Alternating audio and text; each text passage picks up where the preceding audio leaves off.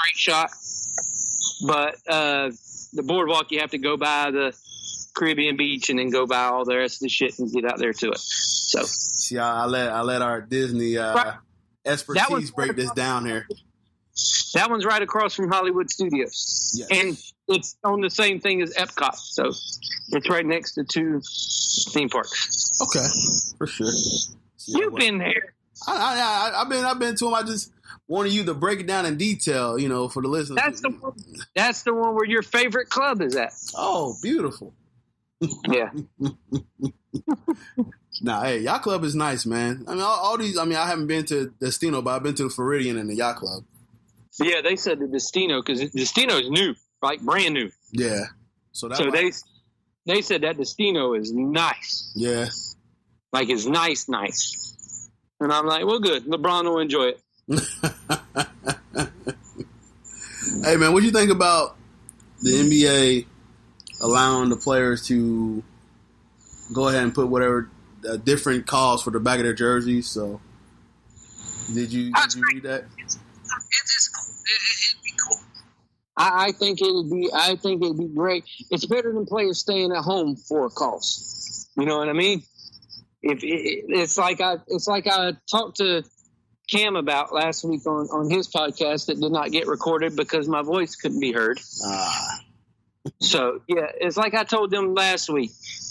I just think it's better for guys to be out there to be able to voice their opinion on the microphone when they get it in front of them.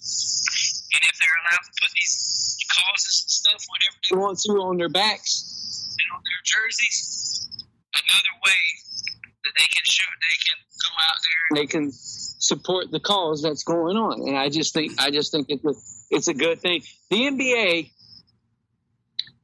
NBA is the most hip-hop black culture sport that we have. It is, if a sport represented the Black Lives Matter movement, basketball is that sport. I think that's safe to say. Fair enough.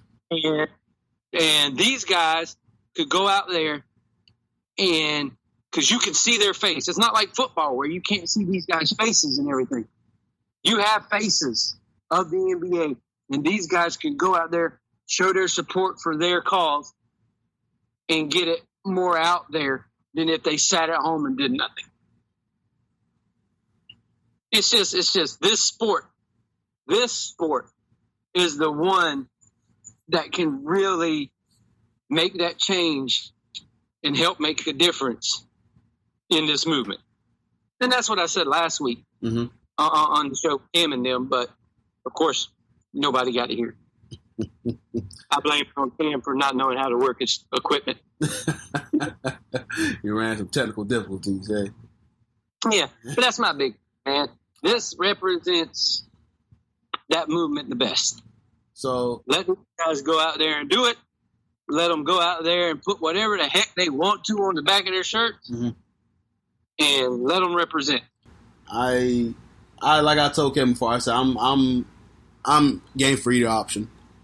So now that we getting basketball back, fantastic, great, cool. It's in, we know where we're going. We got a direction. We're getting basketball.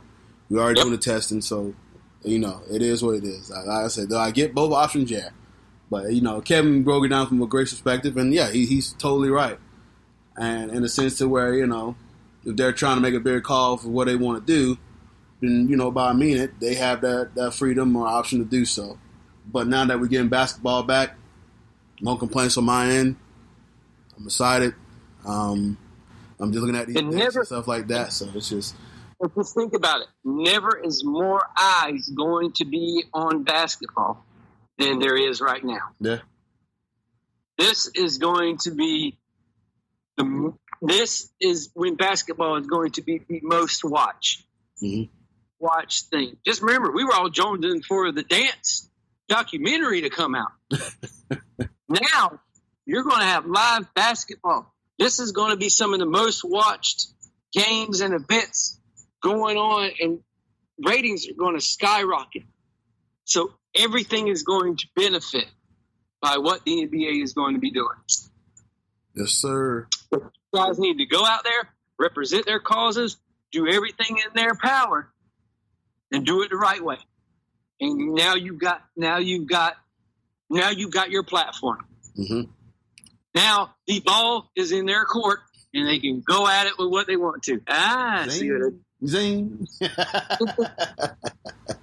So some of the days coming up here that's been highlighted by Adrian Wojnarowski. Right now coming up June 30th is the transaction windows ends where players that are deciding to stay back. As we heard, J.R. Smith is going to sign on with the Lakers. It's one of the examples moves that we heard about. There's been a few moves that I just not bling on top of my head right now, but yes, one of those moves where that transaction window is going to end on June 30th, and then mandatory individual workouts on July 1st, and then also on that same date, it's a hard deadline for players to decide they're not going to play or not at Disney. So that would be your last official date to let the NBA know that you're not coming into the bubble. July 7th, you got the Nets, Nuggets, Magic, Suns, Jazz, Wizards. They travel to Orlando. It's my favorite part. All these guys travel to Orlando. One of them is already there. One of them's already. Exactly. But they don't have to travel anywhere. But here's the funny part, is that the Magic still have to take a bus there. These players, they can't just drive in there, nice Mercedes-Benz. No driving your own car. You got to take the bus. You got to take the bus. They really try to make it like, hey, you ain't it. Hey, here's the funny part. All the ones that are flying into Orlando National Airport, they get to ride the Disney Magical Express from the airport to the place. I swear, hey, Disney is... But I think a lot of them are going to be flying into the executive airport. Yeah. So, for sure, and that's why I know about, the numbers are right, but you still going to be in a bus that's going to be clean. They're going to get you to the facilities, so you get there. I think y'all be all right. The time they get there, they'll be fine. Yeah. July 8th, you got the Celtics, Mavericks, Clippers, Grizzlies, Heat, Pelicans, Thunder, and Kings. They travel to Orlando. Yeah, we get to take a bus the whole way. God, no, they flying. Yeah, they flying. Exactly. That wouldn't make sense. They take the bus the whole way. Man, you have some miserable players, man. No 3.5-hour bus ride. Nope. They taking that bus for 20 minutes. I mean, that plane for 20 minutes. Mm-hmm. I don't blame them. All right. And July 9th, you have the Rockets, the Pacers, Lakers, Bucks, 76ers, Trailblazers, Spurs, Raptors. They travel to Orlando. And the Raptors, I believe they have to self-quarantine, so that's why they put them last. They had the 2 days full quarantine before they come to the States. So, and then July 9th to 21st is the team training camps. And then the inter-squad scrimmages is between July 22nd to the 29th. July 30th, Kevin mentioned earlier about at the podcast, is the beginning of the restarted 2019-20 season. And so then, June 22nd through the 29th is preseason game. Yes. Is their fancy way of calling it. So preseason game. August 15 through 16 is the play-in tournament, if need be, which I'm sure they will be in the West. And August 17th is the beginning of first round of postseason. And the NBA draft lottery is on the 25th. There you go. And then the player guests arrive to Orlando on August 30th. And round 2 postseason August 31st. September 15th, beginning of conference finals. September 30th, beginning NBA finals. Game 7 NBA finals, October 12th, if needed, if necessary. And, NBA draft, start free agency. And December 1st is the opening night for the 2020-21. My God, am I going to love NBA season next year.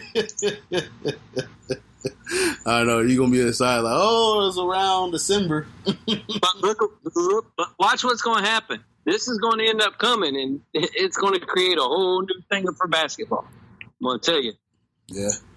We'll see, man. I know there's been more discussions about, pushing it back, and, I know I'm not on board with it. We're not, but they're talking about maybe cutting the games down. So there's been preliminary discussions, I see. I don't know where I've heard that before.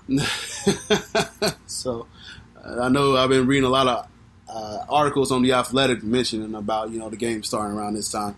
But I always said it should start. I agree with it because, you have to compete with football. Football is going to grab just so amount more attention than you would. So I'd rather compete against baseball than I would against football. That's why you have crappy regular season games at the beginning of the year. You roll it into football. Then the All-Star break comes around. Everything picks back up, and that's after football is over. Because February's done, then you get the All-Star game. You get the Super Bowl, then you get the All-Star game, and from then on, all eyes are on the NBA. Yeah. And then you get done in June or July, and bam, you roll right into football. They've always had it perfectly set up. It's just, I think the NBA's lasted too long when they start in September and October. I just think we already know what teams are going to be good. We already know what teams can come and be a surprise. We don't need 82 games to figure it out. You just don't. You need 50-something games to figure it out. 60. Cut off 22. Do 60, and there you go, and bam, you're good to go. That means you got 30 home games and 30 away games. Someone set this man up. And go at it. Someone needs to find me to make stuff. Go. So hey, man, what you think about your schedule? As far as you being a Heat fan?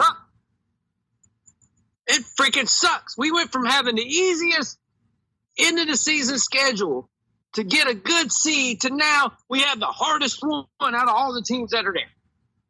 Yeah, y'all stream schedule is brutal. They're let's just give them everybody that's in the playoffs already. Let's not give them the Wizards or any of the other crappy teams. Let's give them the Pacers twice, the Sixers, the Bucks. Let's give them all of them. But here's the thing about this whole thing that's coming up.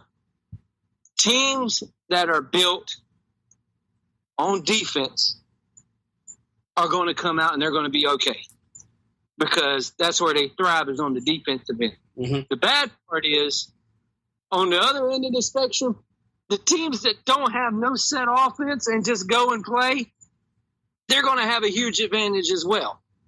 So it's going to be people playing street ball against people trying to play defense.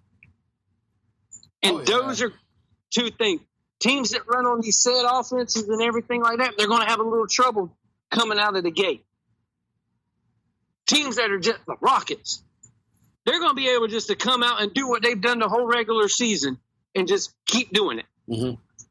Because they don't have no offense. It's like, go out there, everybody shoot. We're going to make a 6'8" and under team, and all y'all go out there and shoot. And that's what it's going to be. So teams like the Heat, like the Magic, teams like that, we're going to be coming out there, and we're going to be trying to get the continuity back that we had before. We're going to be trying to get the team aspect and everything built back in together. That way they can go out. I can tell you one thing, though. When the Heat come back, they're going to be they're probably going to be the most in-shape team. Because we know them boys, you had people sending basketball goals to people. Yeah. Tell them, hey, get your butt out there and play. Pat calling them off. Like you didn't tell McDonald's, did you? Yeah, man. It's gonna be interesting to see, how these teams have been, taking things seriously and trying to get back in shape. And it's pretty much, man, it's, how quick can you get your legs under you? I mean, a lot of us, that listen to this show or play the show, we play even recreational basketball, and you understand what type of shape you got to be in to play just even that kind of basketball. So even playing like structured, organized basketball, where the basketball shape is a real thing.